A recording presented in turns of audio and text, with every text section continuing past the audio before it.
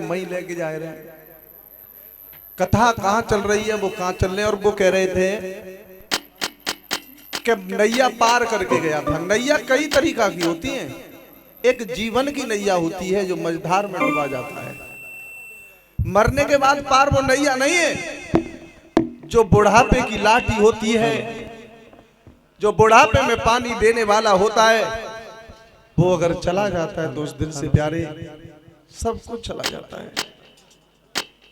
सस बुन सूनी रेन ज्ञान बिन हृदय सुनो, कुल सुनो एक पत्र पुत्र बिन तरवर सुनो। प्यारे, जैसे बिना पुष्प के सरोवर सूना होता है, वैसे बिना बेटा के आंगन सूना होता है। लेकिन अब मैं अपने तरीका से चलूं कि ऊपर चलूं, बताओ? अपने पे चलूं? तो आइए, इधर श्रद्धांजलि वही चल रही है और मेरी कथा भी वही चल रही है जहां बाप बेटे का दोनों का थोड़ा कंदन था। उधर भी चल रही है कथा वही और कथा इधर भी वही है। अंतर कोई नहीं, श्रद्धांजलि का कोई जरूरत नहीं है। लेकिन फर्क इतना है, जो हमारी कथा है इसे सुन के तारण तड़ नहीं होता प्यारे। ये कथाएं जो होती हैं एक रास्ता होती हैं, इसे सुन करके हमें और तुम्हें चलना होता है। और ये कथाएं कोई मंत्र नहीं जो सुनने के बाद में हमारा और तुम्हारा तारण तड़ हो जाए। इसे सुन करके चलना चाहिए। अब प्रत्यक्ष के लिए प्रमाण की, जब सीता जी पंचवटी पर रह रही थी तो कुछ कहते हैं कि लक्ष्मण रेखा खींच के चले गए सा। मैं कैसे मान जाऊं सा? मैं तो अबे की मानूंगा। रेखा का मतलब होता है सीमा और मर्यादा। सीता जी ने मर्यादा तोड़ दी तो रावण ले गया। आज भी मेरी बहन बेटी अगर सीमा से बाहर होती है, मर्यादा से बाहर हो जाती है, तो पहले तो रावण एक हो, आज घर घर में रावण बैठे। समझना होगा, रास्ता पर चलना होगा।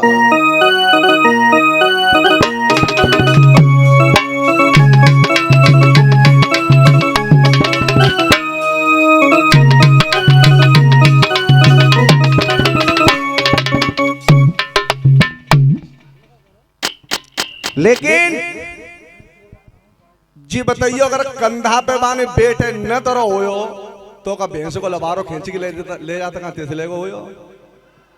पहले जे अपे के अनुभव है तो करो। उमा कहूं निज अनुभव अपना, सत्य हर भजन जगत सब सपना। जिसने मरने के बाद पार लगाया होगा, क्या आज भी ऐसे पाप होंगे जिसका बेटा मर जाए वो गोड़ पकड़ खींचे? वो छाती से लगा लेगा बेटा को, जिस तरीका से गाय अपने बछड़े को चाटती है। तो कंधा पे तो रखना ही कुछ नहीं है। उन लोगों की लिखनी क्या, पहले अनुमान कीजिए। लेकिन जिस कंधा पे लाश रख करके गया, वो क्या दुख की घड़ी होगी जिस बाप के सामने बेटा पड़ा हो। रात अंधेरी, लेकिन कर्म कौन सा किया है दुर्योधन ने? लाश के पास बैठ करके और कृणाकंदन किया है। अरे दफनाऊं हो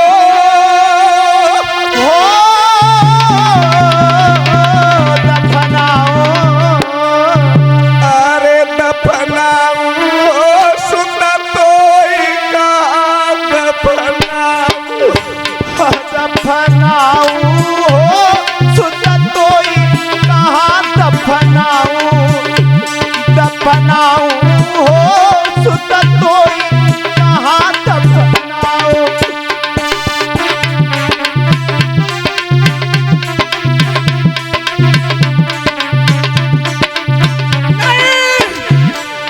ऐसा नहीं होगा। जिस बाप ने मरने के बाद तूने मुझे पार लगाया है, तो बाप का भी फर्ज बनता है कि तेरी लाश को छोड़ के नहीं जाऊंगा। बेटा, समय समय की बात में आज राजा से भिखारी हो गया। मेरे पास कुछ नहीं। अगर बेटा होता तो सारी संपत्ति मेरी कामयाब थी, अब बेटा ही नहीं रहा तो सब कुछ मैं भिखारी हूं। अरे जो मिला छोड़ के जाऊं की नमाज खाई जा की नमाज खाई जा पिए तेरो की नमाज खाई जा पिए नहीं, जो तेरो नाच छोड़ के जाऊं की नमाज खाई जा अरे की नमाज खाई जा पिए तेरो की नमाज खाई जा पिए अरे नोची नोच की मासुला सती भीगन में फैला भाई खेतन में फैला बिंगे देखी पीगन में फैला बिंगे अरे लला तेरी उम्र हथीरे बारी है रही कैसी सुतखवारी।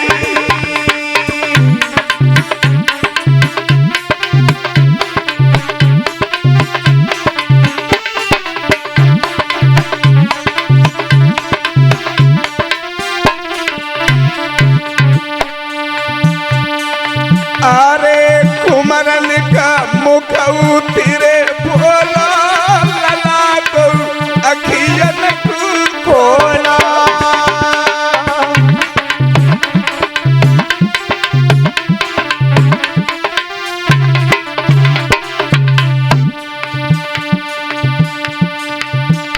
मेरे बेटा रे मेरे सोना रे अरे ई धनु नाई पास मेरे मेरे बेटा रे अरे ईद ननाई पास हमारे कोई गाती मेरे बेटा रे अरे ई धनु नाई पास मेरे में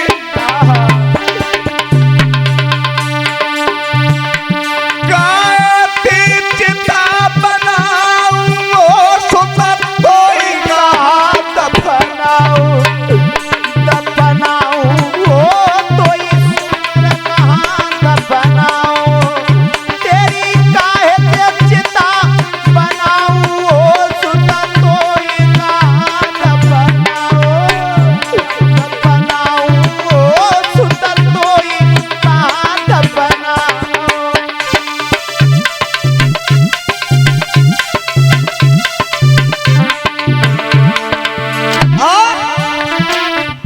₹50 श्रीमान नेहना यादव गांव रनौसा और 50 रुपए शीलेंद्र यादव जी और इधर नगला पीरेस हैं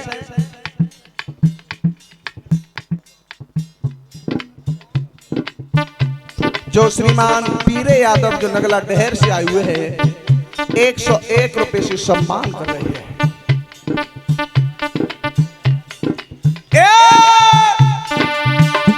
दफनाओ सुतम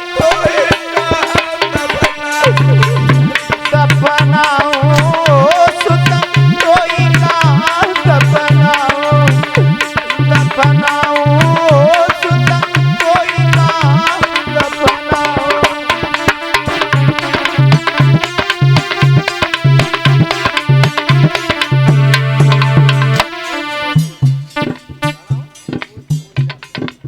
और ये अजय शास्त्री खाड़े से जो 101 रुपए से हमें सम्मान किया है। श्रीमान मोती यादव जी जो 101 रुपए से हमें सम्मान किया और 101 रुपए से हमारे शिष्य को सम्मान किया है। प्रभु से आकांक्षा और कामना है। और इधर हमारे प्रवेंद्र प्रधान जी, बड़े भ्राता जी और हमारे छोटे भाई दिलीप यादव गांव रनौसा से जो हमें सम्मान किया है। मैं नमन करता हूं उस पावन भूमि गांव रनौसा के लिए।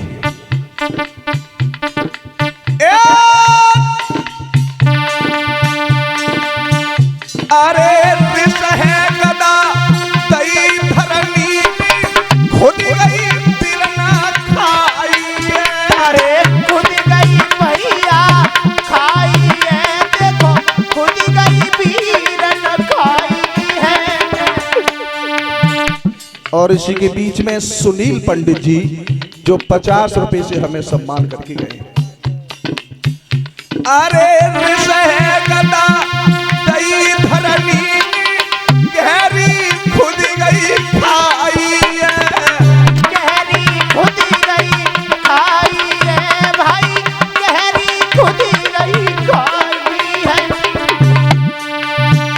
अरे लेकी लाश ललाय अपने की गड्ढा दो सुबाई। अरे गड्ढा दयो सुबाई है, पानी गड्ढा दो ललकाई है। और इसी के बीच में हमारे छोटे भाई सबोध शास्त्री गांव रनौसा से जो हमें 50 रुपए से सम्मान किया है।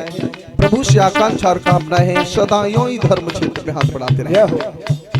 आज महाराज दुर्योधन ने विष होकर के जब पृथ्वी में गदा दी तो प्रश्न तो यहां भी उठता है कि बाबा पामरो तो चुनाव से रात में गड्ढा हो खुरपा चुनाव। लेकिन जब गदा दी पृथ्वी में गहरी खाई खुद की अपने बेटा को गड्ढा में लिटा दिया। लेकिन होता क्या, अरे शीश पे स्वापा उतारो है, कुमर पे कफन डारो है।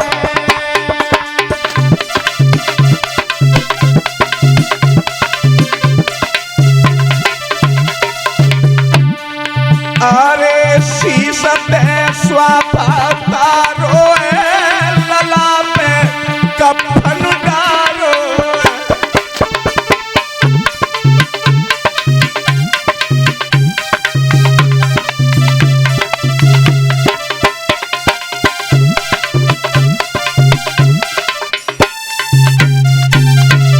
और इसी के बीच 201 रुपए से सम्मान करें श्रीमान रामोत्तर यादव जी।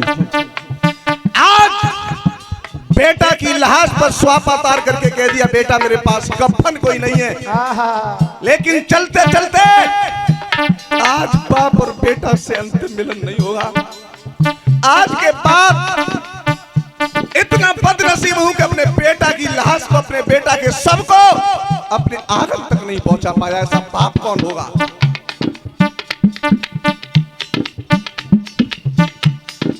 अरे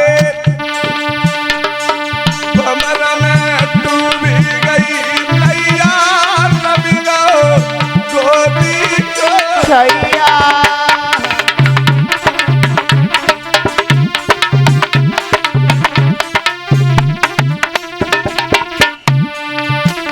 मेरे बेटा रे मेरे छोना रे, अरे मर की पार करो बाबुल को।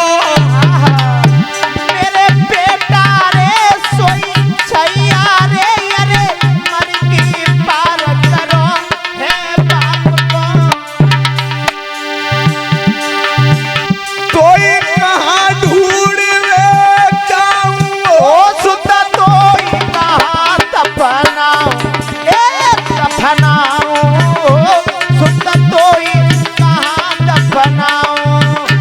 अब कहाँ ढूंढी में जाऊं, ओ सुता तोई कहाँ दफनाऊं, दफनाऊं सुता तोई कहाँ दफनाऊं।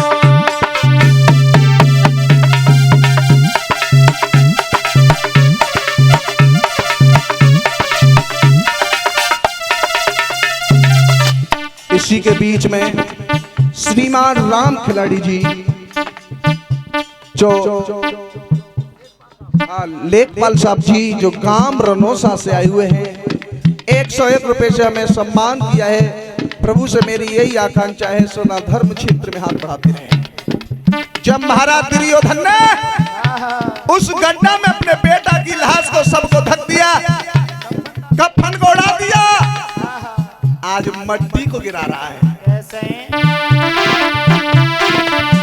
मट्टी पे मट्टी रखी दीनी, मट्टी को गिराई है। अरे मट्टी में मट्टी रख दीनी, माटी रो गिराई है। श्रीमान मोतीलाल जी जो 101 रुपए से हमें सम्मान कर रहे हैं और हमारे शिष्य को सम्मान कर रहे हैं, प्रभु से मेरा यही निवेदन है, प्रभु ऐसी महान मूर्तियां यूं ही आगे बढ़ती रहे।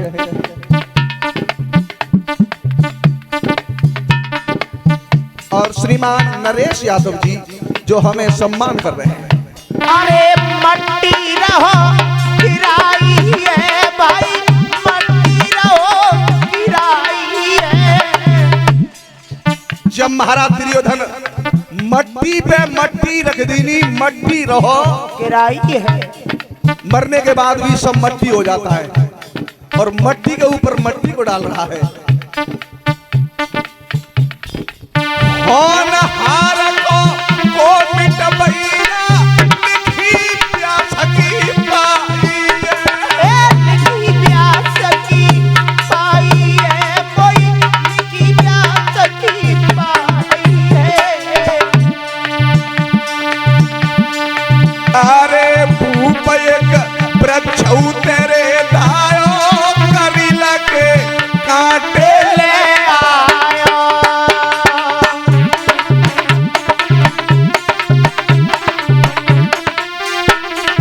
जवाब दिया, मेरे बेटा का मरने के बाद सब खराब न हो। अगर मैं ढेरी बना के चला गया, अगर गीदड़ ने इस ढेरी को खोद दिया तो मेरे बेटा की मांस को नोच के खाएंगे। करील के कांटे उस ढेरी के चारों तरफ लगाए, लेकिन अरे बनाई दई बेटा की रे ढेरी, लगाई रहो ढेरी की फेरी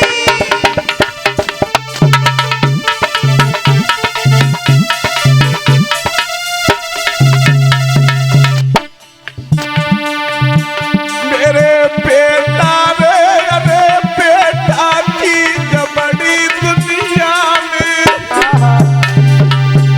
मेरे भैया रे, अरे बेटा चीज बड़ी है दुनिया में। कैसे एहसान चुकाऊं, सुना तो ही कहा बनाऊं सुता तो इनाद बनाऊं, अब कैसे एहसान चुकाऊं, सुता तो इनाद बनाऊं। बनाऊं सुता तो इनाद बनाऊं।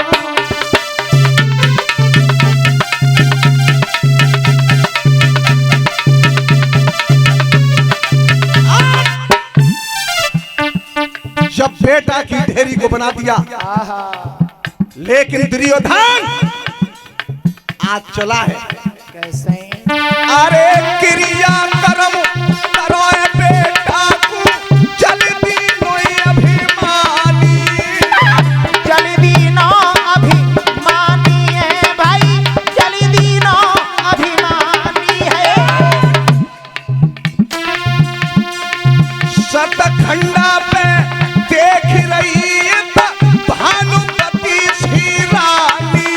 अरे भानुमती सी रानी है भाई, भानुमती सी रानी है। दुर्योधन क्रियाक्रम करके जब पहुंचा है, रानी समझ गई भानुमती के आज चेहरा उदास है। चेहरा खिला होता था, अरे के लोटा पानी कोरे लाई, उतरी दिया महल लुटी। आई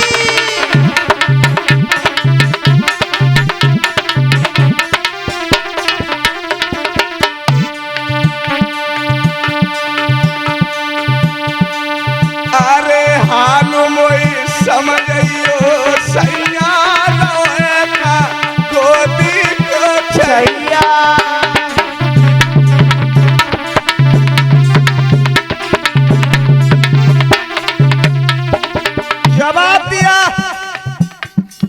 भानुमति। पत्नी भी कई प्रकार की होती प्यारे। पत्नी की डेफिनेशन क्या होती है? पत्नी का मतलब होता है पति को पतन के मार्ग से रोके, उसे कहते हैं पत्नी। जिना है कि पत्नी 24 घंटा पति पत्नी की तनी रही आवे। भार्या, भार्या उसे कहते हैं जो अपने पति को ग्रस्त रूप भार से बाहर निकाले। जिना है कि बाई में पकड़ के बाएं बाएं कुटिया में दे रहे। लेकिन प्यारे पतिव्रता थी, समझ गई, चेहरा पहचान लिया। आज मेरे देवर कहाँ है, मेरा बेटा कहाँ है? जवाब नहीं बना। प्रीतम बोलते हो क्यों नहीं? आपका चेहरा उतरा हुआ है, आपकी काया बदली हुई है, आप तो छत्री है। बात क्या है? मेरे बलमा रे देवर जेठ रहे का मेरे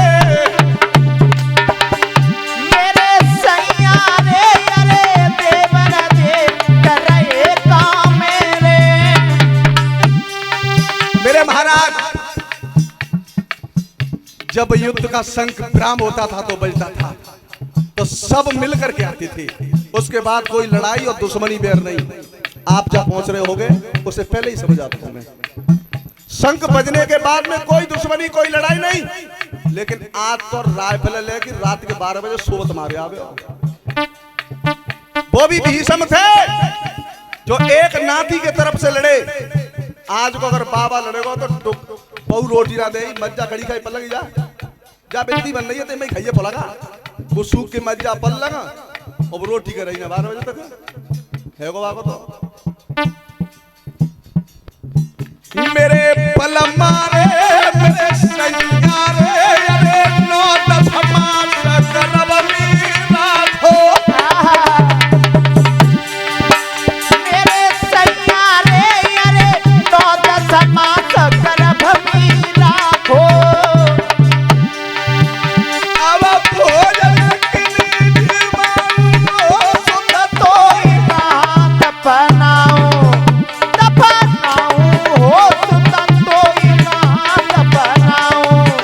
अब भोजन की नींद हो, सुन तो दफनाऊं हो, सुन तो दफनाऊं।